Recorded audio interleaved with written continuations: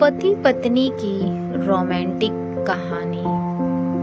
इस दुनिया में लोग सबसे ज्यादा प्यार अपनी पत्नी से करते हैं और पुरुष अपनी पत्नियों से बहुत ज्यादा प्यार करते हैं, क्योंकि दोनों के जीवन की प्रकृति से जुड़ा हुआ रहता है। यह दोनों एक दूसरे के बिना एक दिन तो क्या, एक घंटे भी नहीं रह सकते हैं। ऐसे में पति पत्नी की प्यार की कहानी हम सभी को पढ़नी ही चाहिए, क्योंकि कभी ना कभी तो हम लोग पति पत्नी तो बनेंगे। ऐसे में हस्बैंड वाइफ लव स्टोरी हम सभी के जीवन में एक सकारात्मक सोच के साथ अच्छी पहल करने की जिम्मेदारी को आगे बढ़ाएगी। देव नाम के व्यक्ति की शादी अरेंज मैरिज के तौर पर शालिनी से हुई। दोनों की शादी अरेंज मैरिज होने के कारण वह दोनों एक दूसरे को पहले से नहीं जानते थे। शादी के बाद दोनों एक दूसरे को जानने पहचानने का काम चालू हुआ।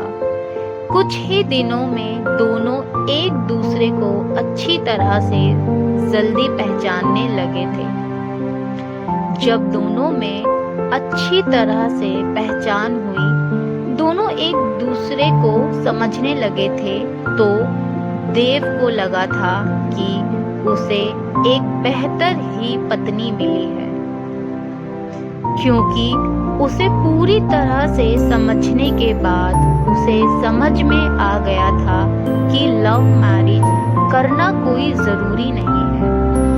अरेंज मैरिज में भी अच्छी पत्नी मिल जाती है। दोनों की नई नई शादी हुई थी, इसी कारण से दोनों एक दूसरे को अच्छी तरह से समय देते थे। उसके बाद दोनों एक दूसरे के काम में हाथ बटाया करते थे। पति पत्नी दोनों में खूब ज्यादा प्यार होने लगा था। अब उसकी पत्नी भी देव को समझ गई थी और उसे किसी भी प्रकार का कोई काम या किसी प्रकार की कोई सामान जरूरत पड़ने से पहले ही उसकी पत्नी उसके सामने हाजिर कर देती। एक दिन देव अपने दोस्त सूरज को अपने घर दावत पर बुलाया था। देव और शालिनी का प्यार देखकर सूरज बोल उठा, तुमने तो अरेंज मैरिज की है, लेकिन तुम्हारी पत्नी बहुत अच्छी है, तुम्हारा बहुत ज्यादा ख्याल रखती है। तुम्हारी पत्नी तो बहुत ज्यादा खूबसूरत है और हर काम में तुम्हारा बहुत ज्यादा ध्यान रखती है।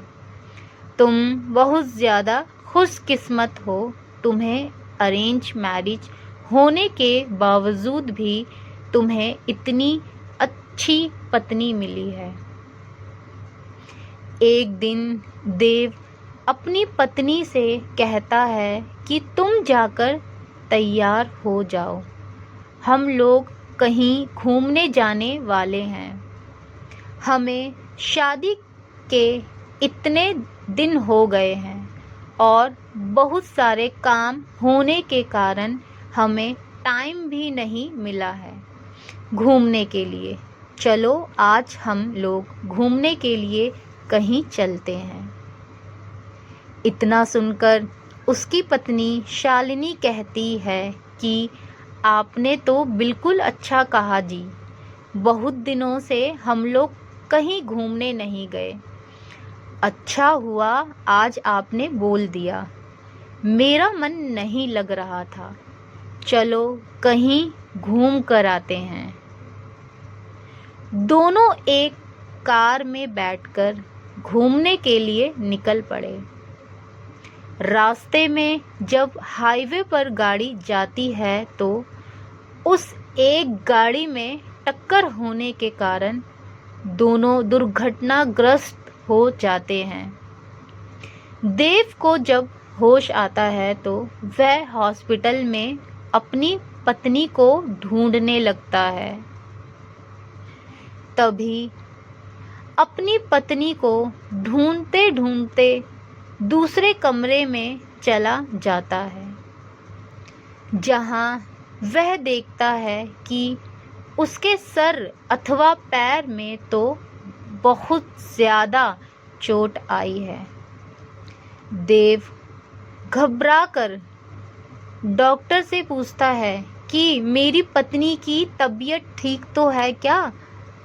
वह सही तो हो जाएगी ना? तभी डॉक्टर कहता है कि तुम्हारी पत्नी के पैर में की नसों में ज़्यादा खून निकलने के कारण पैर को काटना पड़ा है, वह नहीं चल सकती है। इतना सुनते ही शालिनी की आंखों में आंसू आ जाते हैं और कहती है कि मैं तो आपके ऊपर अब बोझ बन गई हूँ। उसके बाद देव कहता है कि ऐसी कोई बात नहीं है, इतने दिनों से तुमने मेरा ख्याल रखा था, अब मेरा फ़र्ज बनता है कि मैं भी तुम्हारा ख्याल रखूँगा। अब दोनों साथ मिलकर अपने घर की तरफ रवाना हुए। घर जाकर दोनों एक दूसरे के बिना न रहने की कसम खाई थी। फिर उसके बाद वह अपनी जॉब को छोड़कर घर से ही वर्क फ्रॉम होम किया करता था। साथ ही घर रहकर अपने पत्नी की मदद तथा उसके देखरेख में उसका मदद किया करता था। इसी तरह एक दिन फिर सूरज देव का दोस्त उसके घर आता है और कहता है कि तुम तो घर के काम करने लगे हो, तुम बहुत अच्छे बिजनेसमैन हो, तुम अपनी ज़िंदगी क्यों बर्बाद कर रहे हो?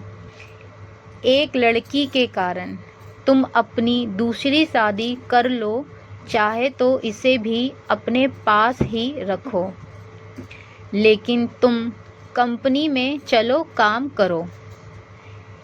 इसके बाद देव कहता है कि मेरी पत्नी से बढ़कर मेरी ज़िंदगी में कुछ भी नहीं है, मैं उसकी देखभाल हमेशा करूँगा और करता ही रहूँगा, क्योंकि हमेशा से ही मुझसे प्रेम करती थी और हमेशा से ही हम लोग पति पत्नी आपस में प्रेम करते रहेंगे।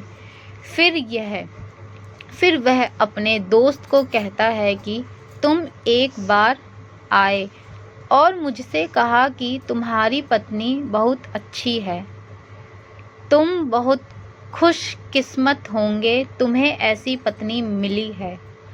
आखिरकार जितना दिन उसने मेरी मदद की है, मेरा भी फ़र्ज़ बनता है कि मैं उसे ज़िंदगी भर मदद करता रहूँगा।